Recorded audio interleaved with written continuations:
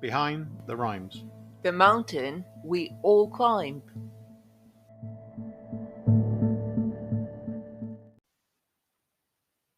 Harvest. We plough the soil, we sow the seed. This our mortal coil. We tend the crop, we watch it grow, growth that doesn't stop. If we don't listen, don't invest in life's mission, don't care for our own fields, then, despite the yield, in the end, all I know is that we do indeed reap what we sow. What lies behind these rhymes, Andrew?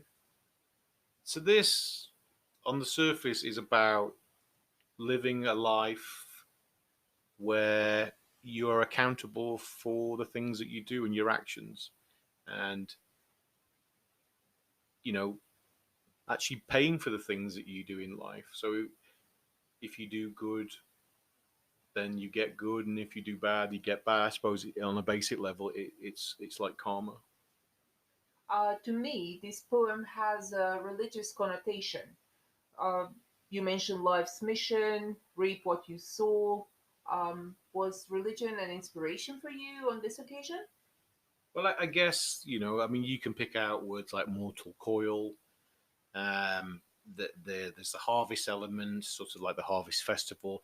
I had a religious upbringing. Not, I mean, I'm not saying I went to church every Sunday, but I had a religious educational upbringing. I went to many Church of England schools, and over the years, we would have done hymns and religious meetings, going to harvest festivals, that kind of thing. So I guess somewhere those things would have stuck in my mind. I'm not religious now. I'm not really particularly spiritualist as a person. I don't have issues with people that are, but it's not where that inspiration comes from these days, I would say. Where does it come from? Well, I mean, Reap What We Sow actually comes from the Lou Reed song Perfect Day, which I first heard in the film Trainspotting, which I know it was around before that, but it stuck out to me. There's quite a famous scene in that where it's used in that film where he overdoses on drugs, and it's sort of seen from his point of view.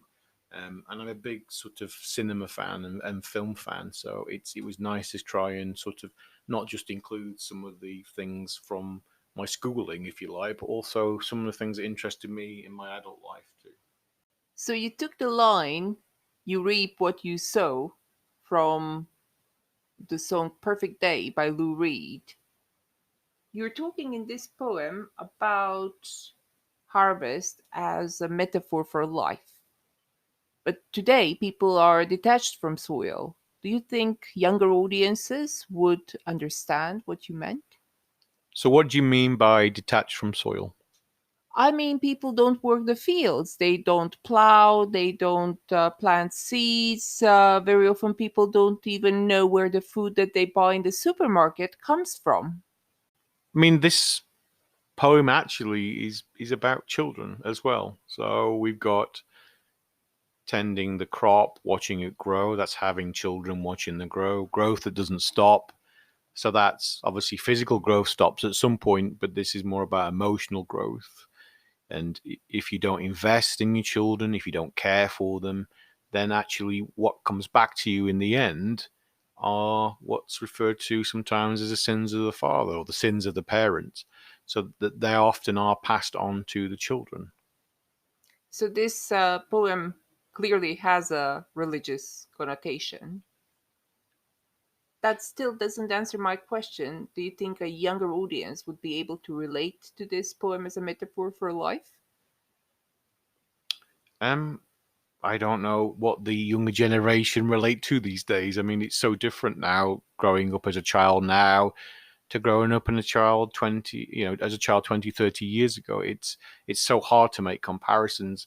And you often will say, oh, it wasn't like this in my day. It wasn't like this in my day. I've said this to my children. I've heard it said to other children as well. But of course, it is so different. The internet has changed things forever.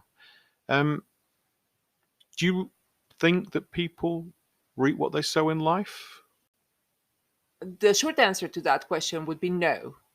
I think life is bigger than the expectation that if you put an effort into something and if you're good, you deserve reward. I think life is much bigger than that. I think the skill of living a good life is to do your best, to be kind, to work hard without an expectation to actually be rewarded for it.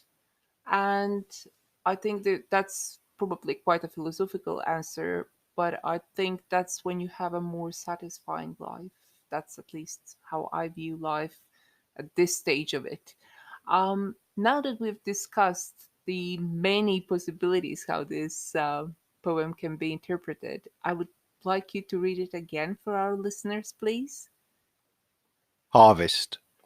We ploughed the soil, we sowed the seed, this our mortal coil. We tend the crop, we watch it grow, growth that doesn't stop. If we don't listen, don't invest in life's mission, don't care for our own fields, then, despite the yield, in the end, all I know is that we do indeed reap what we sow.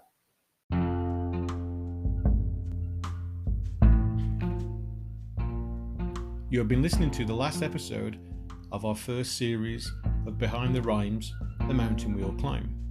We hope you enjoyed it and will continue to listen to our second series, which is coming up later on this year.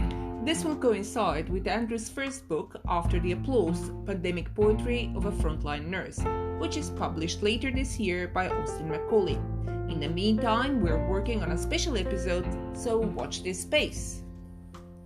Thank you for listening, liking and subscribing to Behind the Rhymes with me, Andrew. And me, Maya.